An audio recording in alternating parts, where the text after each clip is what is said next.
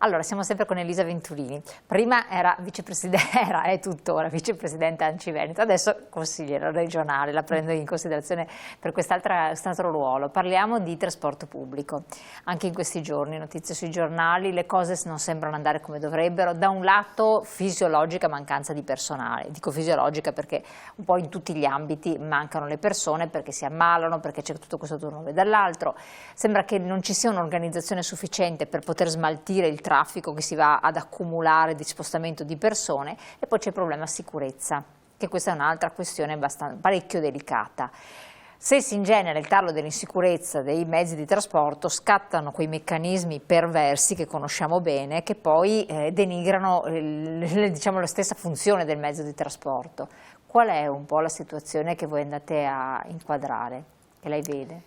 Allora, proprio in questi giorni ho inviato una nota al Presidente della provincia, Fabio Bui, con la quale ho chiesto, quindi in provincia di Padova, con la quale ho chiesto di attivare un tavolo o di partecipare alla commissione congiunta che è stata chiesta presso il Comune di Padova per analizzare e affrontare il problema del trasporto pubblico locale.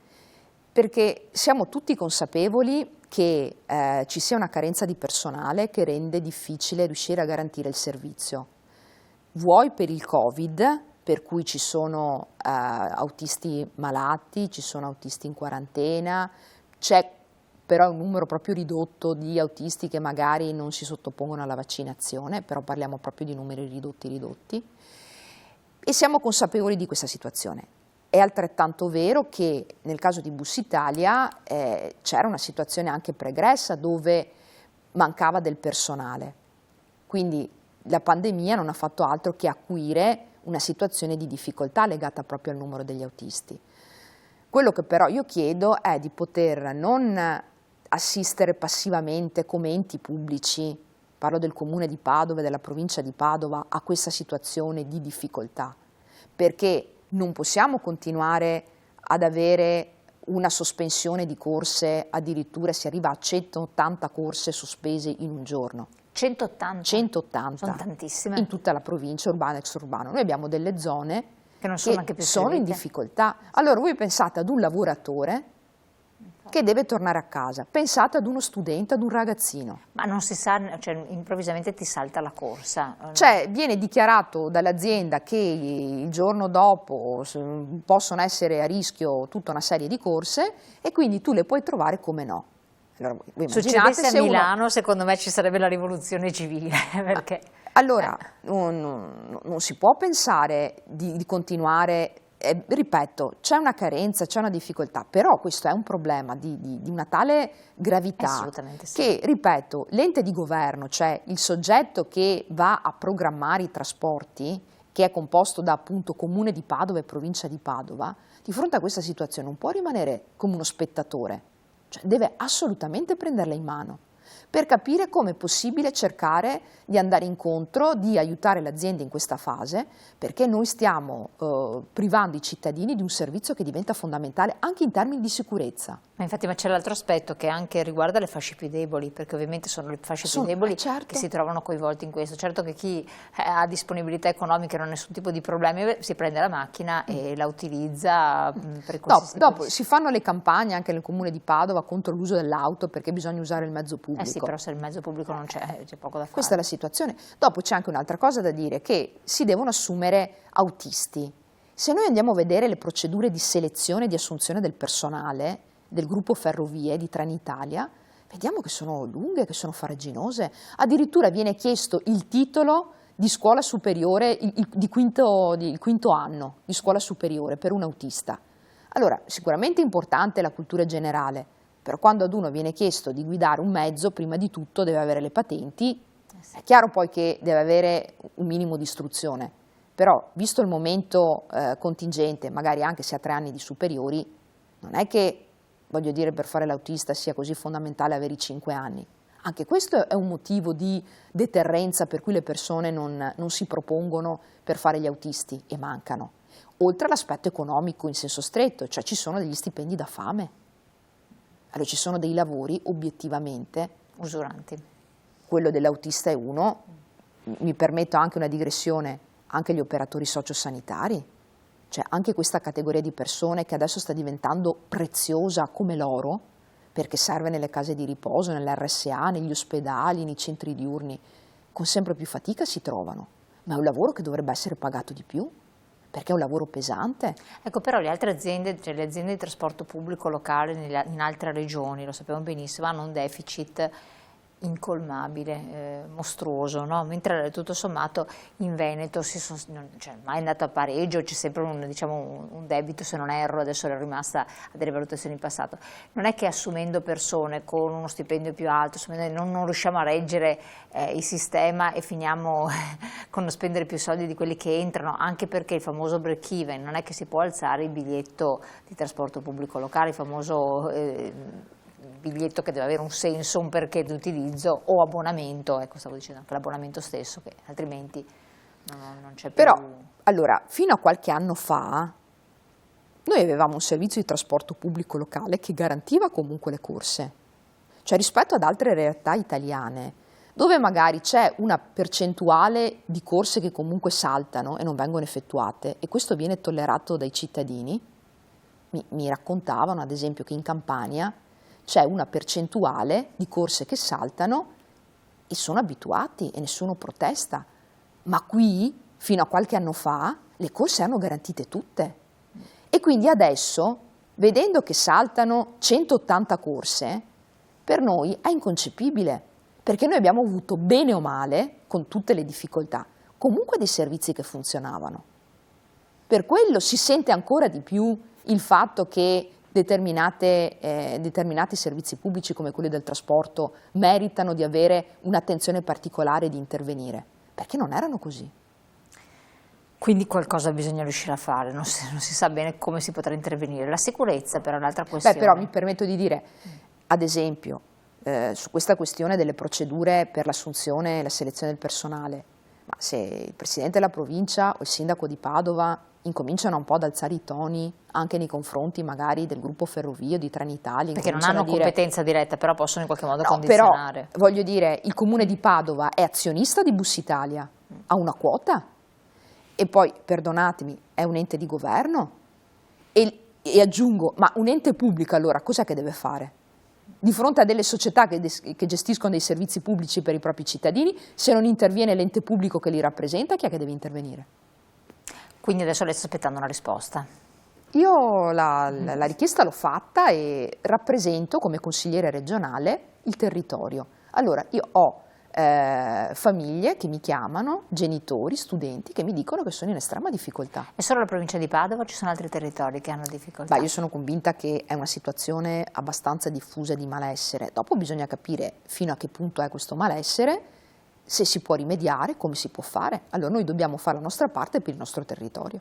La sicurezza, è venuto fuori anche questo, sicurezza nei mezzi di trasporto pubblici, e lì come si risolve? Perché periodicamente coinvolge vari ambiti, c'era stato Treviso che era stata veramente devastata da questo punto di vista, c'erano gli autisti che avevano anche veramente paura, e adesso poi anche Padova e non soltanto, insomma. Sì, mi è capitato di sollevare anche a livello regionale in consiglio proprio la questione della sicurezza dei nostri autisti e delle persone che comunque prendono il mezzo pubblico, e proponevo di magari ritornare anche per un periodo alla figura del vigilantes. C'era stato negli anni passati il ricorso a questa figura perché c'erano alcune tratte e alcune linee che erano particolarmente sotto tiro anche di personaggi un po' così. E quindi si era intervenuti in questa maniera. Allora, magari attraverso degli interventi puntuali anche su determinate linee, oppure ricorrendo anche qui a della strumentazione, sto pensando anche magari a delle telecamere, soprattutto magari in determinate realtà, possono favorire comunque un controllo.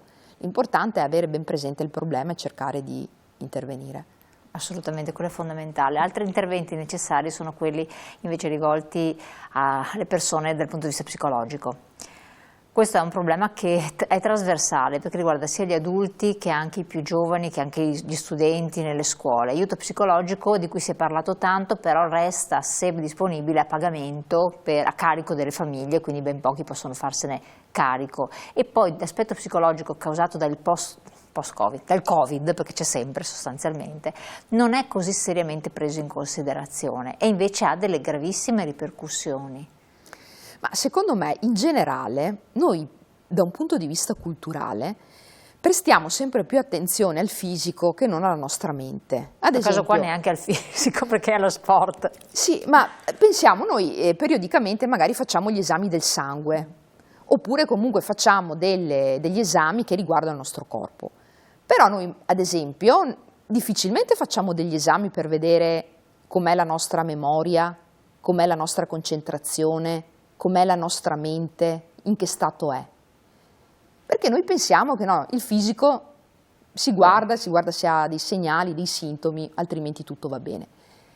La parte invece che dovrebbe essere maggiormente curata al nostro corpo è proprio la mente, anche perché è quella che va a condizionare il nostro corpo.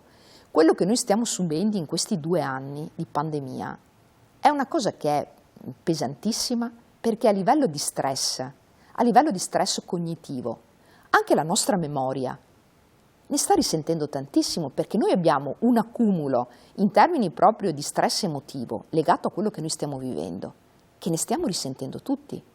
A maggior ragione i ragazzi a scuola, per le condizioni anche in cui sono costretti a vivere, per cui non hanno relazioni sociali, quello che vivono le persone anche a livello lavorativo, il lavoro, basta leggere anche i giornali in questi giorni, il lavoro che si perde da parte di persone che non avevano mai pensato di poter perdere lavoro, e a causa del Covid sono cambiate le condizioni, perché noi stiamo vivendo un'altra storia rispetto agli anni precedenti. E quindi tutto si sta ripercuotendo nella nostra psiche. Allora ci deve essere una presa di coscienza da parte, secondo me, maggiormente dello Stato, e aggiungerei anche delle regioni, proprio per incominciare anche a valutare dei programmi di sostegno ai cittadini, a partire dalle scuole, con dei servizi che possono essere strutturali e costanti, per monitorare i nostri ragazzi come stanno, dare una mano agli insegnanti per capire dov'è il disagio. Perché adesso che sono in contatto con associazioni di genitori, mi stanno raccontando che il disagio giovanile è sempre più forte e che i ragazzi fanno sempre più presente loro del disagio che stanno vivendo. E in questo momento lo Stato non sta investendo abbastanza su questo aspetto. Dobbiamo iniziare a farlo. Perché l'aspetto giovanile è sempre trascurato? Cioè, perché siamo governati da persone che giovani più non sono, quindi quando in realtà poi le generazioni del domani, cioè tu crei una generazione forte, responsabile, pronta ad affrontare eventuali sfide, anche sveglia, se la segui, se la curi, e invece si trascura tanti aspetti che riguardano proprio i più giovani. Perché il rischio del nostro paese è di non essere un paese per giovani alla fine. Perché infatti, quando tu incominci ad avere 1/4 della popolazione che ha più di 65 anni, e la proiezione è che nel 2050 sarà 1/3. Sì, ma non è neanche un paese per vecchi, perché poi sostanzialmente se tu invecchi, vai in pensione con una pensione che è ridicola, non hai strutture sociosanitarie, e lei lo sa benissimo perché c'è dentro in regione, che possono supportarti, e ci basiamo sulle badanti senza soldi per poterle pagare, perché poi le famiglie, il pensionato, perché uno dovrebbe essere il pensionato che si paga la badante, non la famiglia che gli sta dietro, le case di riposo che sono inaccessibili, noi abbiamo segnalazioni veramente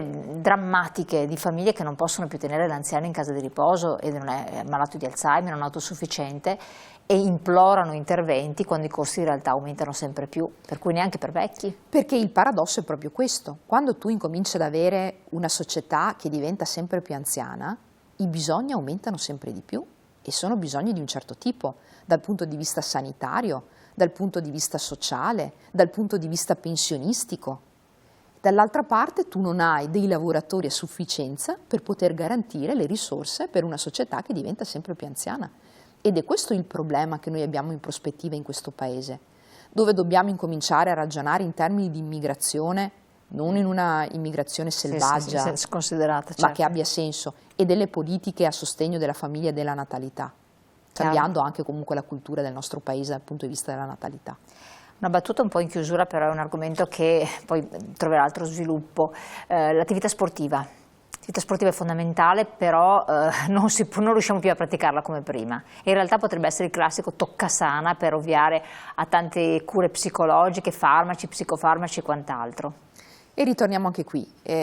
Lo Stato potrebbe pensare di poter sostenere da un punto di vista proprio mentale, psichico, le persone, cercando di incentivare l'attività sportiva. È vero che noi vorremmo fare un tipo di attività sportiva anche insieme agli altri, magari anche in contesti dove ci ritroviamo, solo che noi stiamo vivendo in un altro momento storico diverso dal passato, dove ci sono altre regole, dove in questo momento noi ci dobbiamo adattare a questa situazione che è diversa, per cui i contatti sono sempre meno e dobbiamo vivere in realtà dove possibilmente non ci si contagia. Allora a fronte di questo ci vuole uno sforzo di più, a mio avviso, per cercare di incentivare l'attività fisica, perché fa bene anche alla salute e alla nostra mente, ma tenendo conto del contesto che c'è adesso, e cioè che dobbiamo evitare situazioni di affollamento, situazioni di contatto, trovando il giusto equilibrio. La Regione può fare qualcosa? Beh, secondo me... Perché ci sono poi tutti i lavoratori del settore, tra le altre cose, che è tutto un comparto. E qui il ragionamento da fare è, ci deve essere un lavoro di squadra tra tutte le istituzioni, cioè tra lo Stato e tra la Regione, perché a problemi così complessi legati proprio alla pandemia, non è che tu riesci a rispondere con la bacchetta magica, trovando risorse e cercando di organizzarle al meglio senza che ci sia un minimo di coordinamento e capendo queste risorse come gestirle al meglio. Allora ognuno deve fare la propria parte, penso che anche la Regione con lo Stato potrebbe comunque dare il proprio contributo. Prossimo obiettivo che sta seguendo? Mamma mia, sono impegnata su più fronti e in base un pochino alla necessità che io sento, a cui vengo chiamata, perché poi un consigliere regionale, io continuo a spiegare questa cosa, giusto per fare anche un po' di educazione civica. Noi abbiamo il presidente Zaia e gli 8 assessori regionali che si occupano dell'attività regionale, soprattutto da un punto di vista esecutivo, da un punto di vista organizzativo. I consiglieri regionali, che siamo noi, siamo 51, provenienti da tutte le 7 province del Veneto, noi facciamo le leggi, e cioè tutte le settimane, nelle commissioni prima, che sono 6 e si distinguono per materia, dove ci dividiamo, e poi in consiglio dove ci ritroviamo tutti, approviamo le leggi, che sono progetti di legge nuova, oppure modifichiamo leggi già esistenti adattandole alla realtà che cambia in continuazione. E questo in ogni ambito, ambiente, trasporti, infrastrutture, sociale, sanità. Quindi quando tu sei un consigliere regionale, in realtà ti puoi occupare di tutto quello che riguarda il tuo territorio, perché hai 1000 motivi per prenderti a cuore le varie questioni, analizzarle, magari inserirle nelle leggi, in base alle competenze naturalmente. Per poter fare qualcosa. E poi la nostra altra funzione come consiglieri è quella di capire sul territorio che cosa succede, capire che problemi ci sono e portarli poi agli uffici regionali o agli assessori proprio per rappresentare quello che si sta vivendo. Allora consigliera, grazie mille di essere stata qui con noi. Grazie a voi. Vedremo di affrontare anche in seguito, sperando di poterla avere, tempistiche naturalmente compatibilmente con le tempistiche di impegni che ha in giro. Intanto la ringraziamo del suo contributo, buon lavoro, le auguriamo Grazie. buon lavoro. A voi telespettatori restate qui con noi, le nostre interviste di approfondimento continuano dopo la pubblicità. Grazie.